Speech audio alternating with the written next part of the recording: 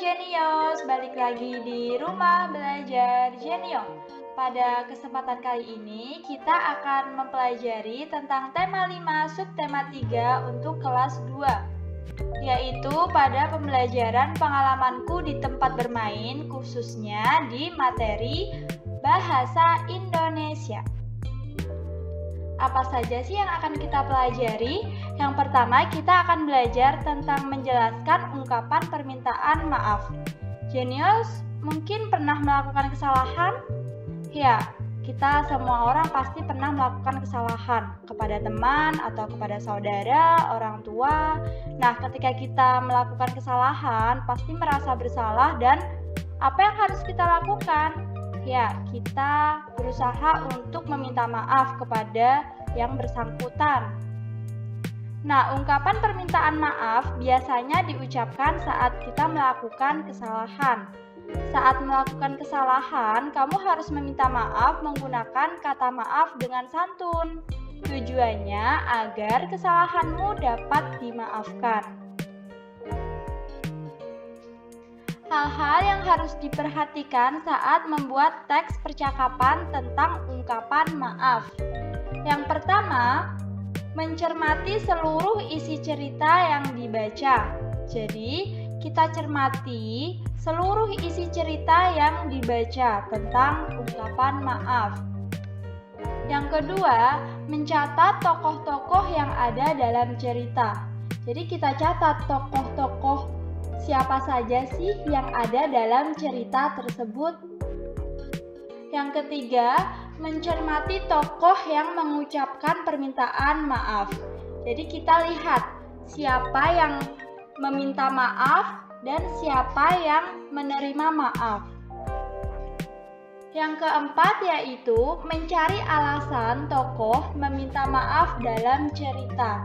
Jadi permasalahan dalam percakapan itu apa? Kenapa tokoh bisa meminta maaf kepada tokoh lawannya? Yang terakhir yaitu mencermati tokoh yang menerima permintaan maaf.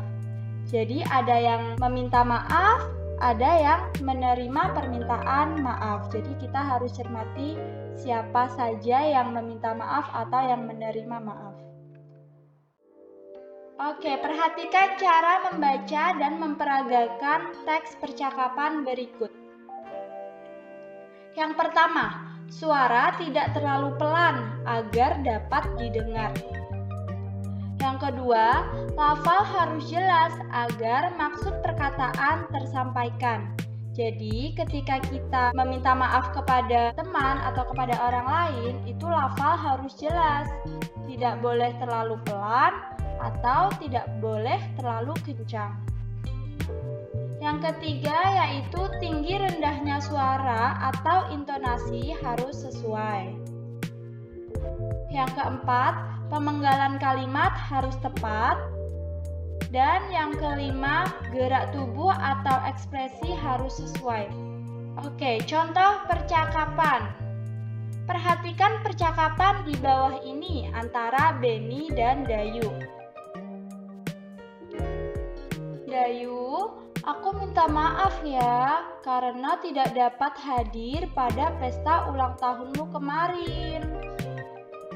Iya, tidak apa-apa Ben. Kenapa kamu tidak hadir? Aku harus menemani ibuku ke rumah sakit karena adikku demam. Oh, semoga adikmu cepat sembuh ya Ben. Iya Dayu, terima kasih atas doamu. Dari percakapan tadi, kita bisa menjawab soal-soal berikut ini. Yang pertama, siapa tokoh yang ada di dalam percakapan tersebut? Siapa tadi? Antara Benny dan Dayu. Oke, lanjut nomor 2. Mengapa Benny meminta maaf kepada Dayu? Nah, tadi kenapa sih kok Benny meminta maaf kepada Dayu? Ya, karena Benny tidak bisa menghadiri acara ulang tahun Dayu. Selanjutnya nomor 3. Mengapa Beni tidak bisa menghadiri acara ulang tahun Dayu?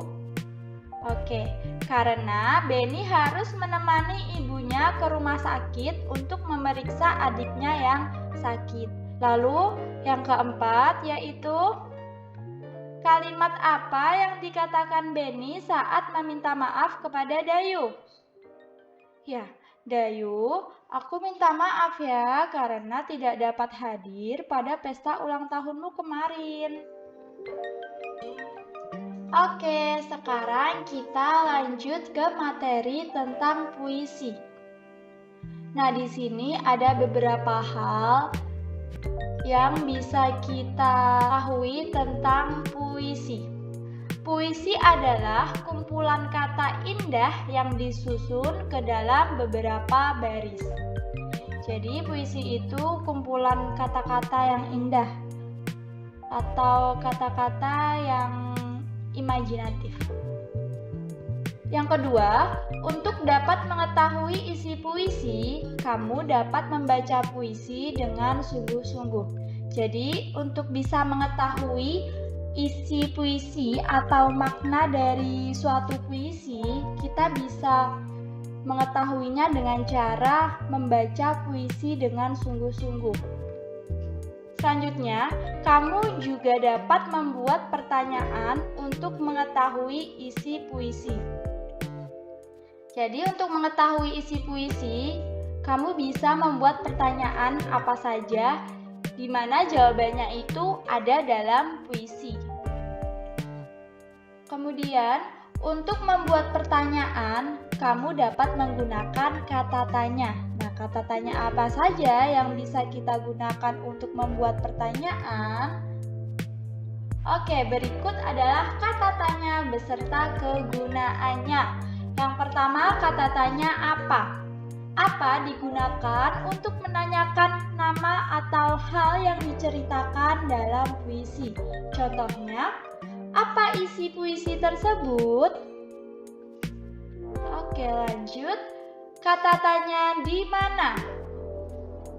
Kegunaannya untuk menanyakan tempat yang diceritakan dalam puisi. Contohnya, di mana tempat bunga ditanam dalam puisi tersebut? Jadi menanyakan tempat. Selanjutnya, kata tanya kapan.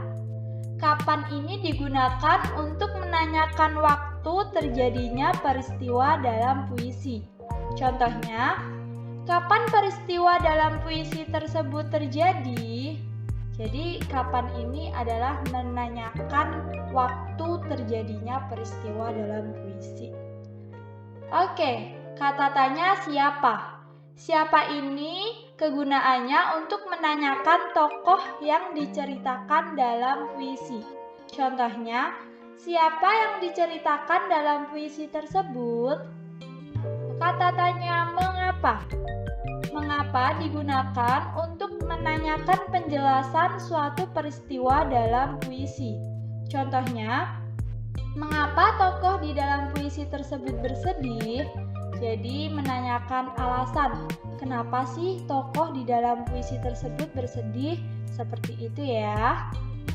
Nah, sekarang arti kosakata baru dan cara membaca puisi. Jadi, di dalam puisi itu kata-katanya itu terkadang ada kata-kata baru yang jenius mungkin belum tahu maknanya. Oke, yang pertama, perhatikan intonasi suara dan ekspresi saat membaca puisi.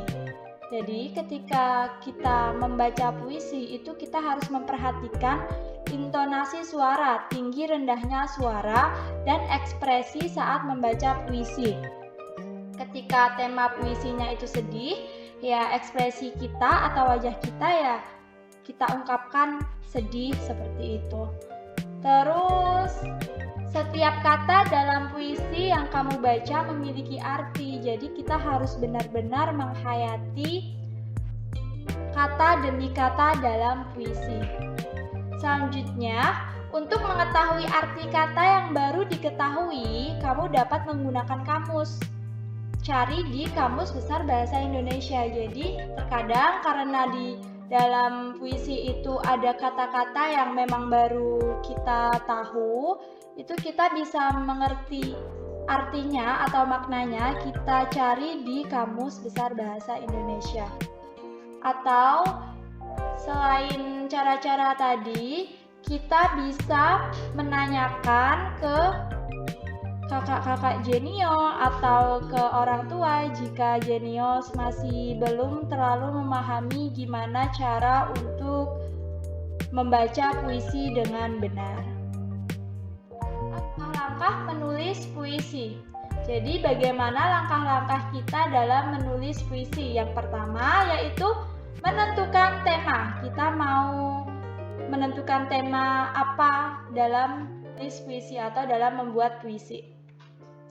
Yang kedua, menulis kata atau kalimat sesuai tema. Jadi susun kata-kata tentang tema yang sudah ditentukan sebelumnya. Kemudian, mengungkapkan perasaan ke dalam puisi. Jadi, mengungkapkan perasaan ke dalam puisi, kita lihat dulu puisinya itu temanya tentang apa. Jika tentang riang gembira atau tentang kesenangan sesuatu hal, itu berarti ungkapan perasaannya ya riang gembira. Tapi kalau misal tema puisinya itu sedih, ya mengungkapkan perasaannya itu dengan sedih atau dengan suara yang pelan seperti itu. Oke, lalu menyusun kata-kata ke dalam baris puisi. Jadi kata-kata yang sudah kita tulis tadi, kita susun ke dalam baris puisi. Oke, selanjutnya, nah di sini ada contoh puisi yang berjudul Kupu-kupu. Oke, coba kita baca bersama-sama ya. Ini ada kupu-kupu. Kupu-kupu yang lucu, kemana engkau terbang? Hilir mudik mencari bunga-bunga yang kembang, berayun-ayun pada tangkai yang lemah. Tidakkah sayapmu merasa lelah? Nah, itu salah satu contoh dari puisi ya, Jenius. Oke, sekarang kita ke contoh soal. Mari kita bahas soal-soal tentang pembahasan yang sudah kita bahas sebelumnya. Soal nomor 1. Jika bersalah kepada teman saat bermain, maka kita harus A. Mengejeknya, B. Meminta maaf, C. Lari ke rumah. Nah, ketika Jenius bersalah kepada teman saat bermain, itu harus apa? Ya, harus meminta maaf ya. Nah, itu jawabannya yang B ya, harus meminta maaf. Kemudian soal nomor 2. Kesalahan yang kita perbuat kepada teman lebih baik A. Diulangi lagi, B. Tidak diulangi, C. Dilakukan terus. Nah, jadi ketika kita melakukan kesalahan yang kita perbuat kepada teman, itu lebih baik ya tidak diulangi. Jawabannya jadi yang B, tidak diulangi. Selanjutnya, nomor 3. Dani bersepeda sambil melamun hingga menyenggol Budi. Budi tidak marah, lalu menasehati Dani agar lain kali lebih A. Hati-hati, B. Kencang, C. Tidak bersepeda. Jadi Dani dinasehati agar lain kali lebih ya hati-hati.